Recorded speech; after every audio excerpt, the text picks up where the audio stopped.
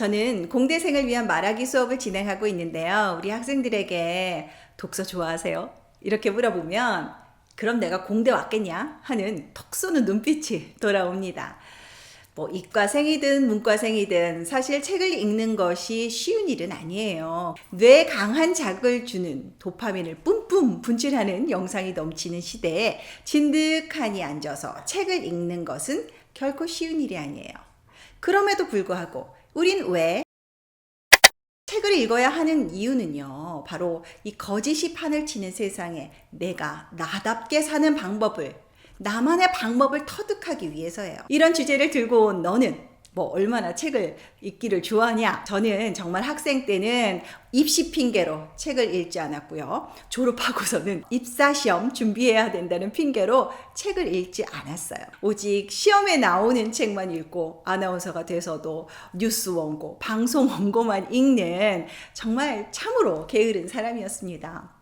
그러면서 잘난 척하고 인터뷰하고 참 담대하게 아는 게 많은 것처럼 연기를 하면서 살았는데요. 그 결과가 얼마나 참담했는지 모릅니다. 정작 생각하는 법은 배우지 못하고 이 머릿속에 잡지식만 가득해서 나답게 사는 방법을 알지도 생각해 볼 기회도 없었던 것 같아요. 남들이 보기엔 성공한 아나운서로 보였겠지만 왜 나는 정작 내 자신은 행복하지 않을까? 아니, 행복까지는 바라지도 않아.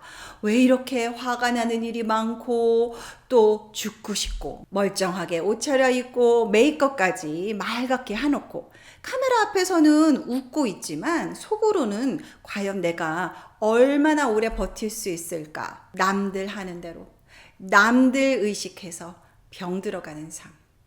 저는요, 정말 죽지 않고 살기 위해 책을 읽기 시작했어요. 힘들 때마다 그럼 도대체 어쩌란 말이야? 해독제를 찾는 마음으로 서점으로 달려갔어요. 독서를 통해 묻고 답하면서 치유가 시작됐습니다. 물론 책을 읽는 것은 답답하고 시간이 걸리는 일이지만요. 이 책 읽기를 통해 제로 세팅, 말하는 법, 생각하는 법을 처음부터 아기처럼 다시 시작하게 됐어요. 이렇게 책을 통해서 제로 세팅, 아기처럼 새 삶을 시작해 본 사람으로서 여러분에게 꼭 말해주고 싶어요. 주변에 아무도 어떻게 해야 하는지 여러분에게 가르쳐 주지 않으면서 욕하고 비판만 하는 사람들이 넘쳐나나요?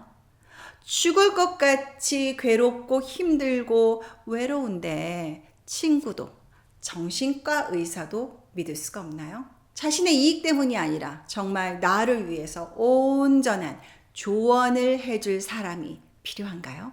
그렇다면 이 사람 저 사람 쫓아다니지 말고 또 정보 하나 던져주고 이것저것 끼워 파는 영상이나 SNS에서 바다에서 빠져나와서 책을 붙드시기 바래요. 아닌 그만이고 하는 싸구려 정보에 여러분의 영혼을 맡기지 마세요. 한 권의 책이 나오기까지는요, 저자는 오랜 시간 고민하고 공부합니다.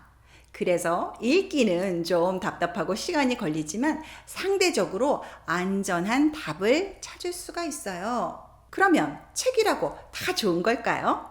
책을 고를 때도요, 나의 기준이 필요해요. 올해 베스트셀러 혹은 언론에서 극찬한 책, 미국 아마존 1위, 잘 팔리는 책이 다 좋은 책일까요? 이 자본주의 사회에서 말이죠. 여러분 개인이 갖는 고민과 문제에 대해서 답을 찾아줄 책을 신중하게 고르셔야 합니다. 여러분의 아픈 영혼을 위로해준 검증된 책을 여러분이 직접 고르시길 바래요. 남에게 묻지 말고요.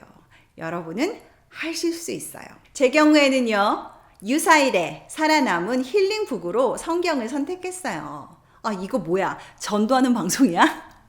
아니에요. 그러니까 걱정하지 마시고요. 이건 그냥 저의 기준, 저의 예를 이야기하는 거예요. 그러니까 여러분도 여러분의 상황과 기준에 맞는 책을 직접 찾으셔야 돼요. 힘든 상황일수록 아무 책이나 읽지 말고 남이 좋다니까 입소문에 의지하지 말아야 해요. 우리가 건강할 때도 그렇지만요, 몸이 약할 때는 내 몸에 들어오는 메시지가 정말 중요합니다. 치명적일 수가 있어요. 건강한 메시지인지 또 여러 오랜 시간과 여러 사람을 통해서 검증이 된 것인지 진심으로 여러분이 잘 되기를 바라는 마음으로 쓴 글인지 아니면 작가가 돈이나 인기 등 반짝반짝한 이 보상을 바라고 쓴 책인지 어떤 마음으로 책을 썼는지는요 여러분이 조용히 살펴보면 다 아실 수가 있어요. 처음에 제가 많은 책 중에서 안전한 책으로 이 성경을 골라서 책을 읽기 시작했던 것처럼요. 여러분도요, 검증된 좋은 책을 읽다 보면 그 다음에 내가 읽어야 할 책, 나에게 필요한 책이 이 고구마 줄기 올라오듯이 나올 겁니다. 과거의 저자가 나에게 말을 걸어서 지금의 우리를 돌아보게 하는 책, 계속 생각나게 하는 책, 또 자려고 누워도 자꾸 귀찮게 막 이 생각 저 생각을 하게 만드는 책.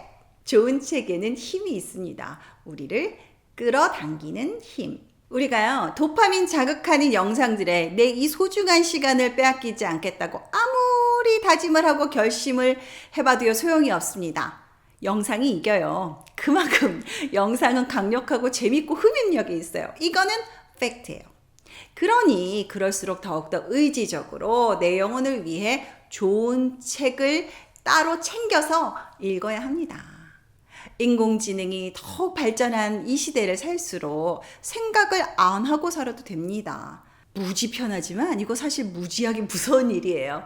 인간은 생각하고 선택할 수 있는 존재예요. 나는 어떤 사람인지, 나는 무엇을 좋아하는지, 나는 어떻게 살고 싶은지.